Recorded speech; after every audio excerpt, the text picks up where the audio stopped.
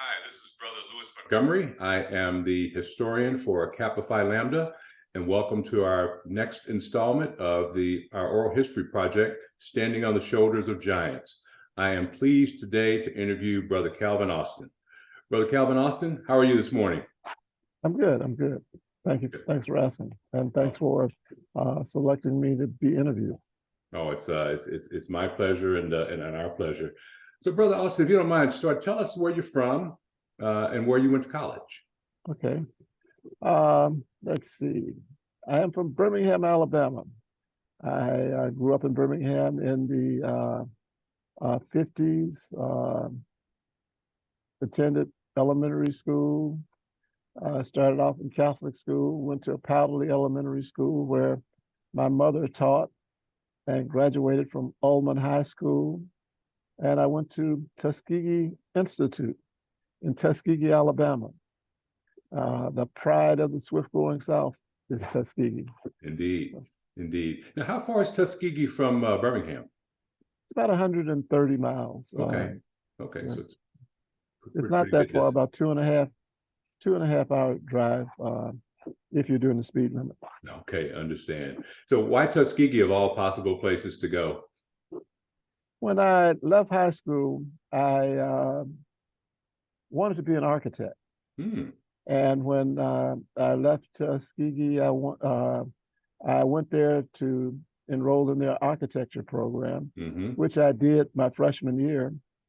And that was a very insightful year. After looking at being an architect, I found out one of the things that I really lacked was the ability to draw anything other than stick men.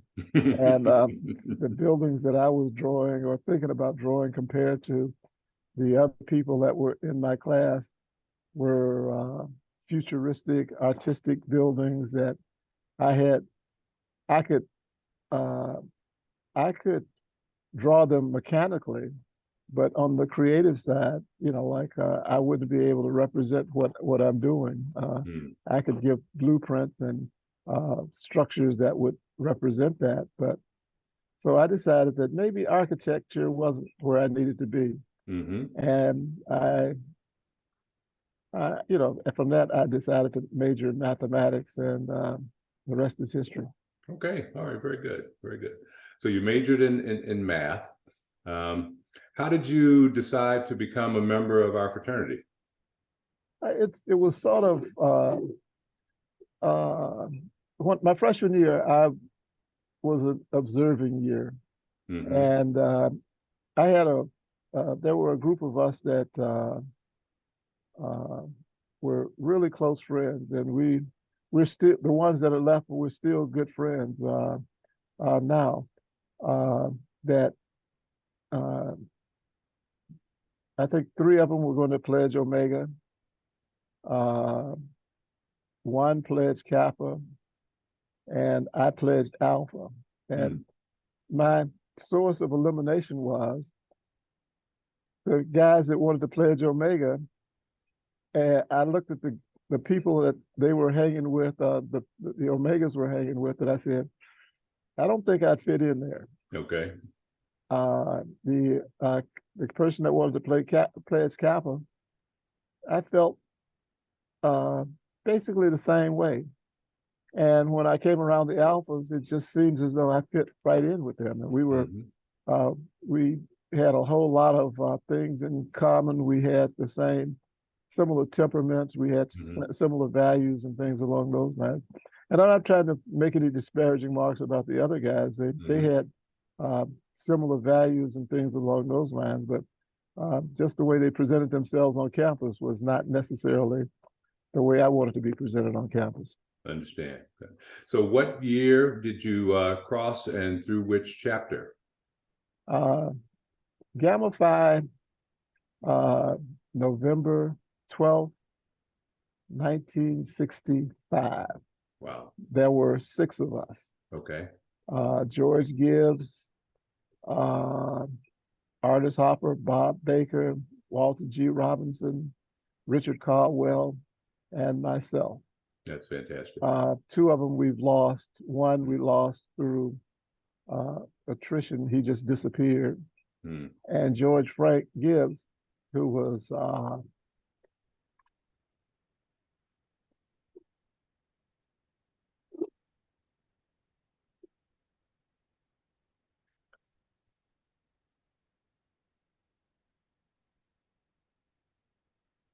didn't know I was going to act like that. One of my best friends 2 years ago, we lost him.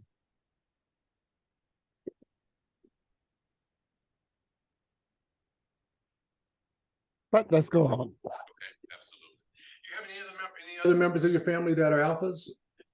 You know, it's really interesting. When I went over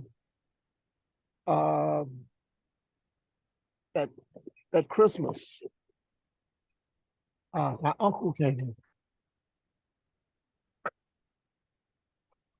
Sorry, you said your uncle. What about, you said you went over Christmas. No, I went over in November. November. Okay, got it. And the following Christmas, my uncle came, and he had a bunch of stuff that he gave me.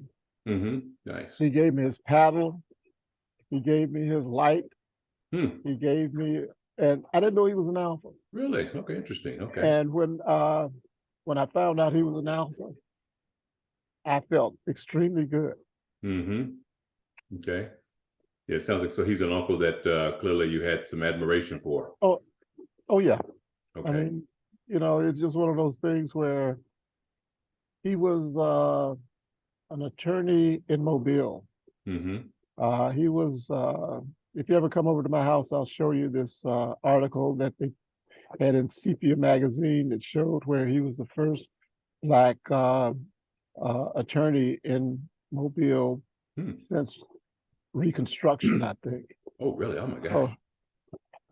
So he was he was really a great guy. He Sure. was always there. Huh? What was his name? His name was Clarence Moses. Okay. Yeah, I'm gonna look him up. Sounds like he's quite a person. Oh yeah, he was. And if you look at a lot of the civil rights things that were going on, and again, I didn't know all this because, you know, like he didn't. He was in Mobile. He only came up to see his mother and my mother, and he spent more time with them than he did with us. And it was always get out of here, go somewhere else, and stuff like that when he came. Understand. But no, he was really an outstanding human being. Sounds like. So what are some of your best memories as a college brother? I mean, you know, it's most of it's really interesting. The relationships with the brothers it was just great. It was like you had my family went from when I got there, when I got there, it was my roommate and about 4 other guys. And then after I pledged, it was my roommate and about 17, 20 more people, depending on what year and things along those lines. And we all liked each other. And even the ones that we didn't like, we liked more than the other people that we really didn't like. Understand. Okay, very good, very good. So you mentioned a while back that you majored in math. Yeah. So after college, what did you do for a living? Well, it was really interesting. If you recall, back in the late 60s, 68 is when I graduated. Okay.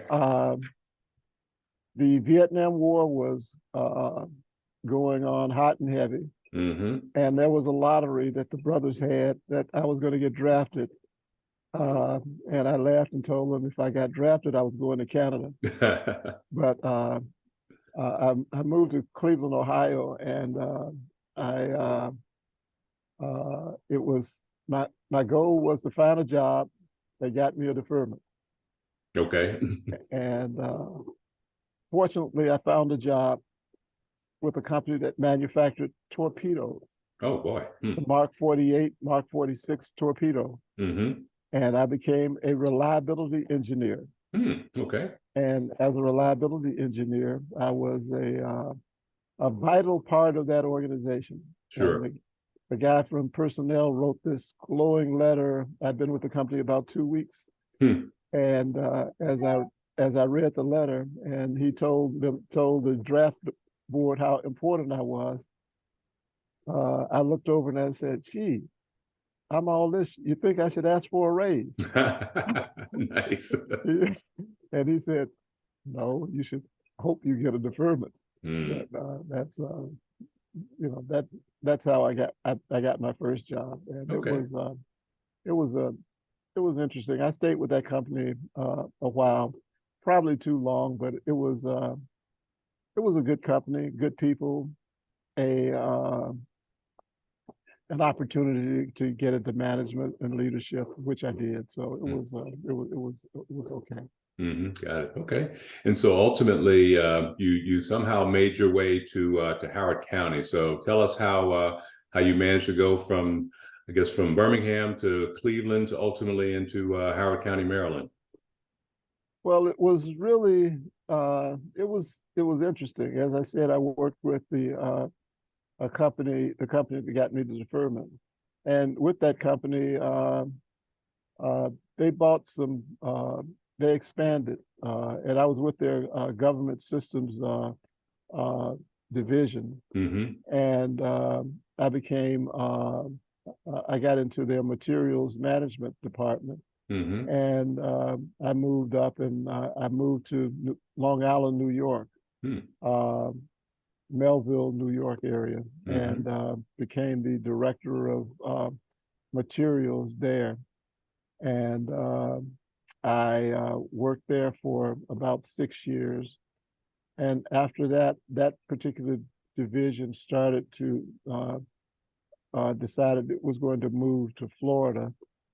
And it split into a couple of organizations, and they came down to Landover, Maryland. Oh, okay. So I moved with that group to Landover, worked with them for about 2.5 years. I started, and that's how I got to, as you said, to this area. And from there, I I went to Digital Equipment Corporation. Okay. And I worked with digital for about 22 years, I think. Okay. And as I tell people, I worked for 3 companies, and I didn't have to change my desk. I went from digital to compact to HP. Okay. And I retired from HP. Okay, got it. Okay. But I got to Howard County by a connection from Tuskegee. When I moved to Maryland, I found out that one of my good friends, and I didn't know he was a brother because he didn't pledge at Tuskegee, Clifford Heron, was a member of a chapter in Howard County. And I looked at the chapter in Annapolis, and I just really didn't feel good with those guys. Great guys, great people. I went to a function there, and I had never gone to an Alpha event and felt like a stranger till I went to that. Okay. And I said, and I met, when Cliff told me to come to his meeting, and I went to a meeting there, I felt good. And I told him I was considering joining another chapter. Cliff said, "Calvin, you're joining my chapter." I said, but I said, I'm looking at the Annapolis chapter. He said, "Calvin, you are not listening to me. You are joining my chapter. Don't make me have to come out there and get you." Okay. And so I joined the chapter, and the rest is history. Okay, nice. What was Brother Harris? Was his last name? Cliff. His first name was Clifford Heron. Heron. Okay, fantastic. Very good. And so what year was that you became a member of Kappa Phi Lambda? Remember roughly? We moved here in '86. So it was probably the fall of '86 or the spring of '87 that I joined the chapter. Okay, got it. Okay, very good. I know you've held a number of leadership roles within Kappa Phi Lambda. Tell us about how you've been involved with the chapter over the years. Well, it's just one of those things where you get involved with the brothers, and it's sort of interesting. The brothers that I have been associated with, you can't talk about the chapter and not talk about Brother Ed Young. And when I got to the chapter, this was one guy that he was much older than I was, but still is one of those guys that he was an alpha's alpha. He was everything, and it's one of those things where you wanted to get involved with him and get to know him and things along those lines. And he was one of those people. The other, your father-in-law, I think he was the president when I joined the chapter. Okay. And, we got to be, I got to work with him too. Sure. Then you got Brother Barrett, Brother Saul Waller, Ken Jennings, Cecil Christian, Harold Payne, Richard Alexander.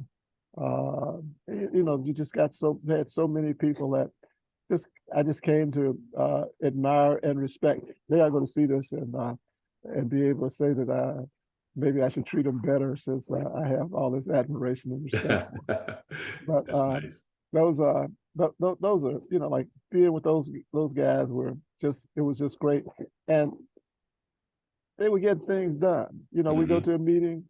You go to a meeting on anything, and you walk in, the same people were in the room.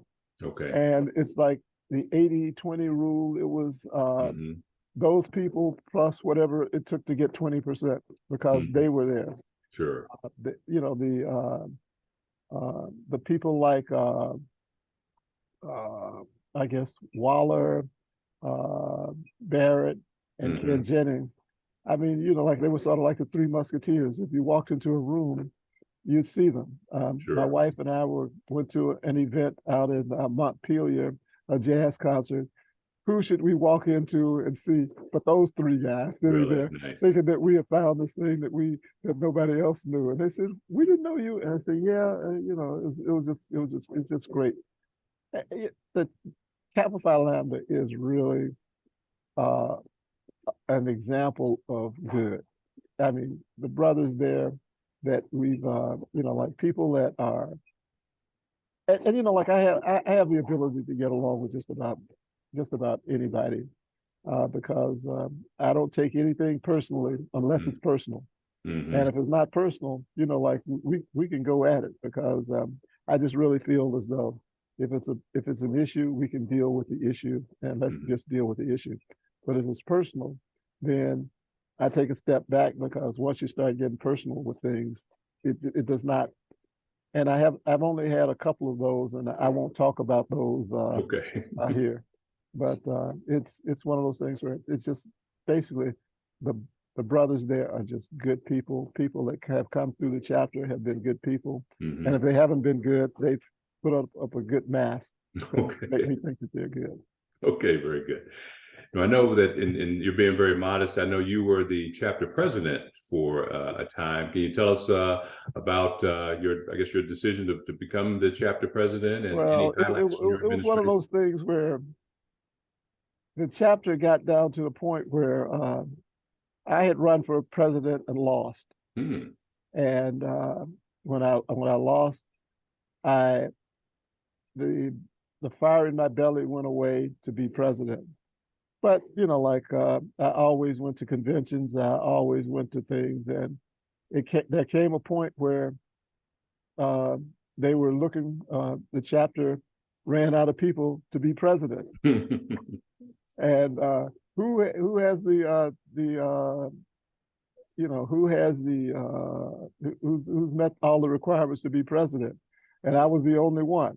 So that's how I got to be president. So it was not an on-cry of brothers, like I said, oh, we got to have him as president. So I did my 2 years, and we did some things. One of the things that we did was we got put on a much sounder financial footing when I was there, and again we had some we were successful in our programs. We had some great breakfasts and things along those lines, and I'll tell you about those later. But like that was a again, it's all about the relationships. Sure.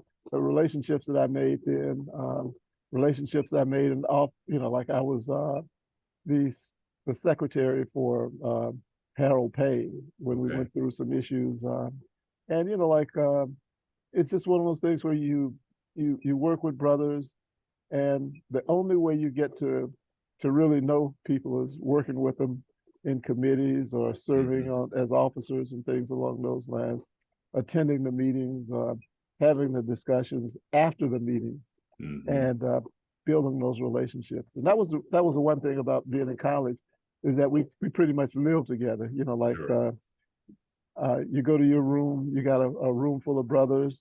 You go to somebody else's room, and you got a bunch of brothers there too. I forgot to take this off. Hold on one sec. You can cut this, I hope.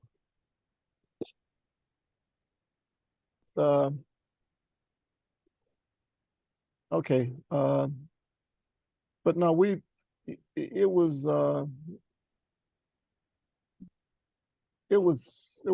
great, So okay. Well, one of the things that you've been known for is obviously taking photos. And I know over the years you have taken probably thousands of photos. How did you come to not necessarily be the official photographer, but how did you come to be the brother with that's known for taking photos of chapter events? Well, one of the things that I've always, as one of my hobbies, is that I take pictures. And I like taking pictures of people.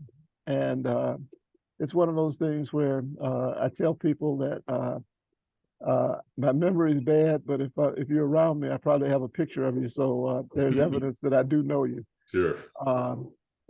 But no, I used to always carry my camera, and I'd take it to meetings, and I'd take pictures of brothers. I'd take pictures of various things, and it came to be known that more than likely I had my camera with me. If you saw me at a meeting or something along those lines, I probably had it with me, because I always wanted to capture things, not necessarily for the chapter, but for me, because I got pictures. Did you ever come over here, or?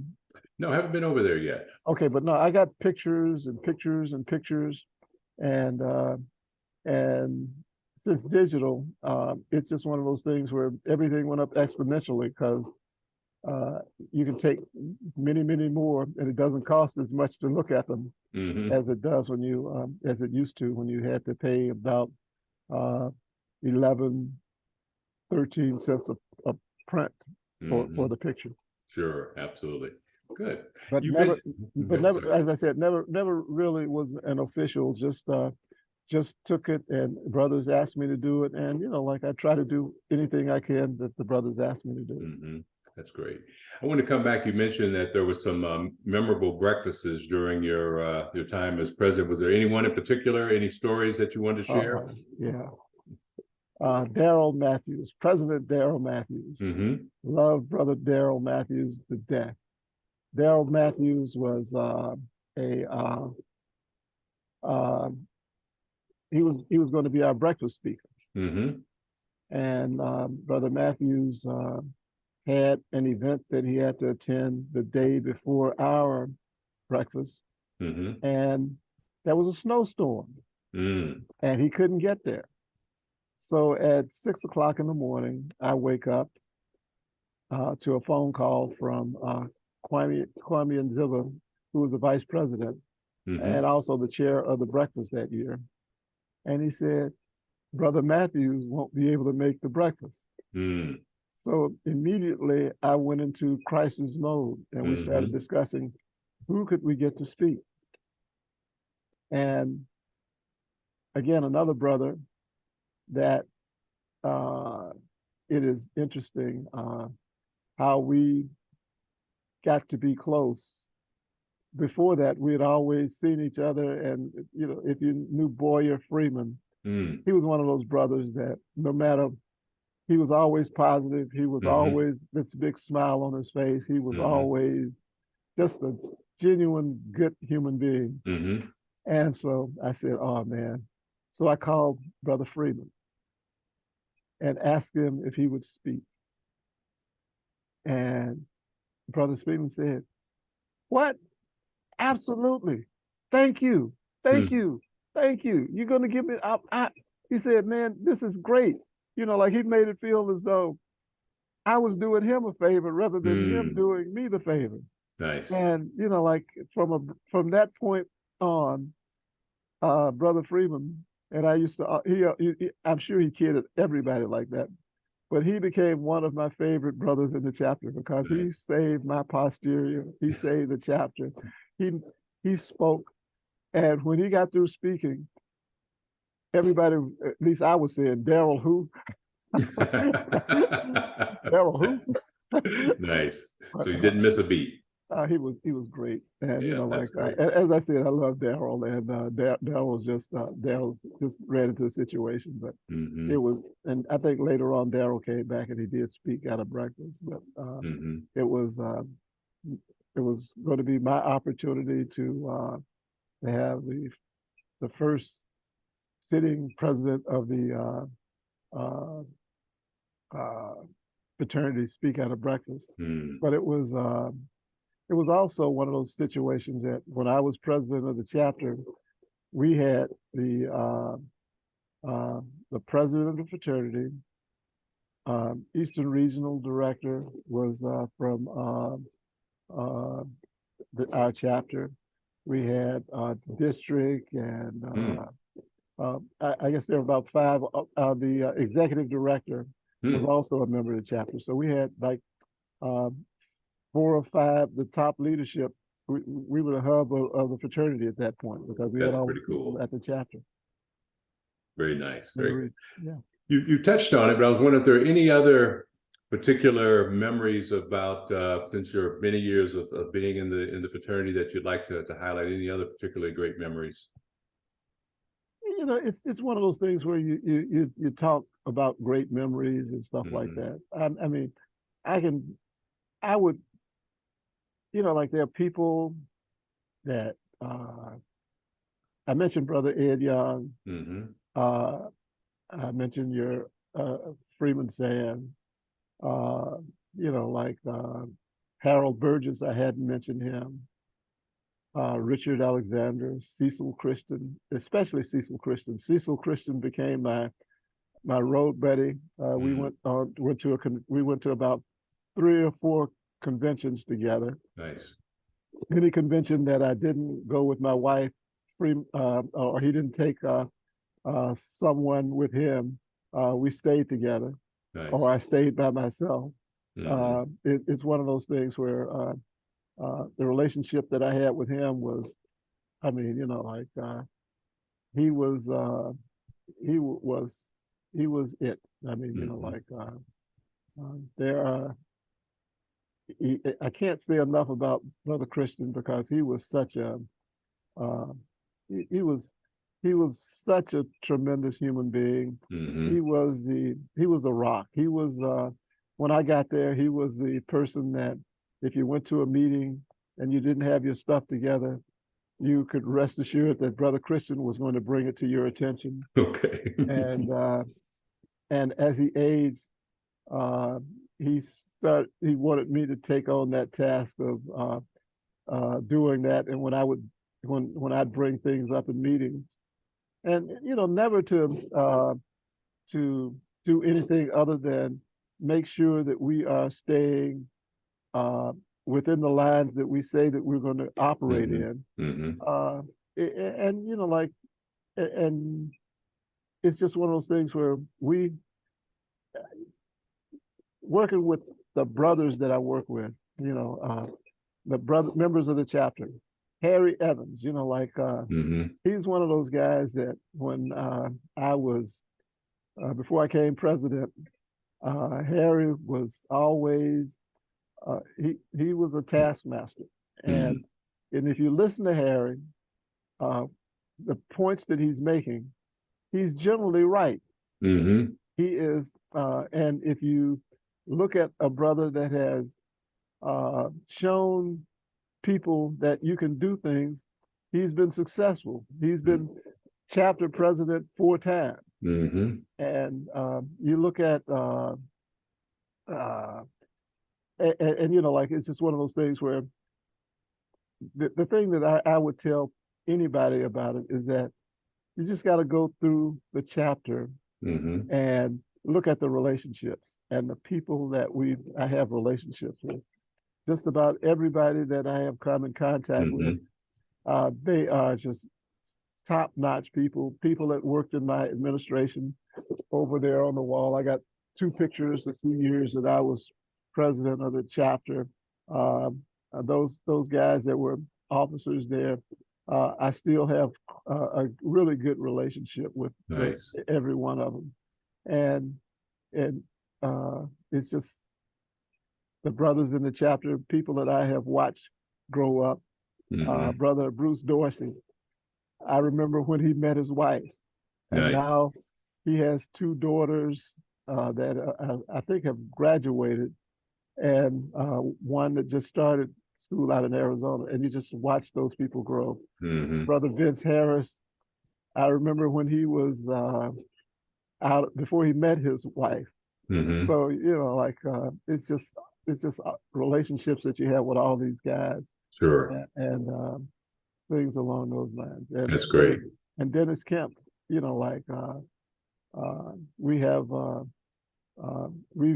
been involved on things together over the years, and we went through a whole lot. And when he lost his son, it was like I lost a nephew, because every time you saw Dennis was with him. And it's just one of those things where the important thing, and I hope being the relationships that we have with people are the most important things. And we got a lot of stuff done, and we got a lot of stuff that we need to get done. So it's just one of those things where it's that aspect of it that you meet, and you get a chance to meet new people and build new relationships. And it's just that's the most important part of the fraternity. I got you. That's great. Yeah. One last question, brother. I always like to end with this question: is that as we know, Alpha Phi Alpha was the first Black Greek letter organization, founded December 4th, 1906. Why do you think Alpha is so relevant and remains important today? Well, it's one of those things where conceptually, what was started was an idea of bonding of people for a common purpose. We still have that common purpose. We've been here for all the years, but we still got a lot of work to do. And we just, it's important because we are bringing people together to do good work for our people. And it is essential that we do, lead, follow, whatever we have to do to help get our people in the position that we need to be. Because if you look at the last 6-8 years, the cancer that has always been there has metastasized, and it's come to a point where we're either going to have to cut it out or it's going to kill us. We are a couple of heartbeats away from possibly losing the democracy, because the Republican Party, and I know the fraternity is not political or anything along those lines, but the Republican Party's lost their minds. Yes. They have just out and out said, we're white, we're racist, and we're going to put you in your place and just go back to where you were, because you cannot lead us. Because I think when Barack Obama became president, they just went crazy. We can't have that again. and they're doing everything they can to fix it so it will never happen again. Sure. And they're doing a good job of it because, it's just they don't quit. And you think that you accomplished something and you haven't. So we're relevant because we're vigilant. We're relevant because we're outspoken. We're relevant because we're involved and trying to provide leadership, or at least point to the truth as far as what's going on. And we are relevant because we have gotten ourselves in a position where financially we can do a little bit more than we could have done back in the 40s, 50s, because people have grown. And but it's just the thing that really bothers me about some of the members of the fraternity is that you make and take you make the effort to join the organization, you take the oath, and you disappear. Sure. And I think the one thing that like I'm exceedingly proud of you is that you have, but you had no choice, because Freeman Sands would not have stood for you joining the fraternity and sitting back saying, "Well, I'm here. You got to get involved and lead." Yeah. Oh, absolutely. And I believe in being involved. If I'm going to be in something, I'm going to be in it. Yep.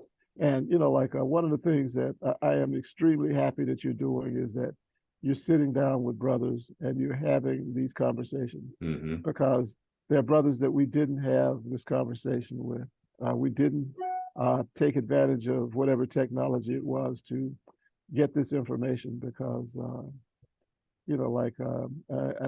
talk about Brother Ed Young, Sal Waller, and Brother Christian. Well, yeah. Brother Christian also, especially Brother Christian, because Brother Christian was that he was as far as I was concerned, he was the heart and soul of the chapter, because anytime I got down, there were about 3 brothers that I could call. Cecil would be the first one, and I would have to call the other 2, because Cecil was that influential and that good. Sure. And I truly miss him. Every time I pass going down 29, I pass the turnoff to his house. I remember how many times I've gone down that path to go by to see him and his wife Marion. I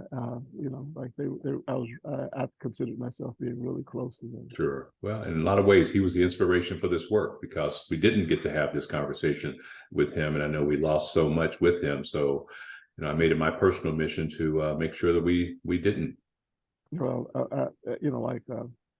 I commend you. I think you are. This is something that needs to happen, and I hope I've contributed some way to it. But absolutely, I appreciate that very much. Well, Brother Austin, I want to thank you again for taking your time this morning to share your story of becoming an Alpha, and all the work, and thank you for all the work that you've done over the years to continue to promote and hold Alpha high. So, thank you very much, brother, for your time, and appreciate all your efforts. Okay, and please continue the good work, and I look forward to seeing you in higher leadership roles. And if there's ever anything I can do to help you, let me know. Well, thank you for all your support. Take care. Bye-bye.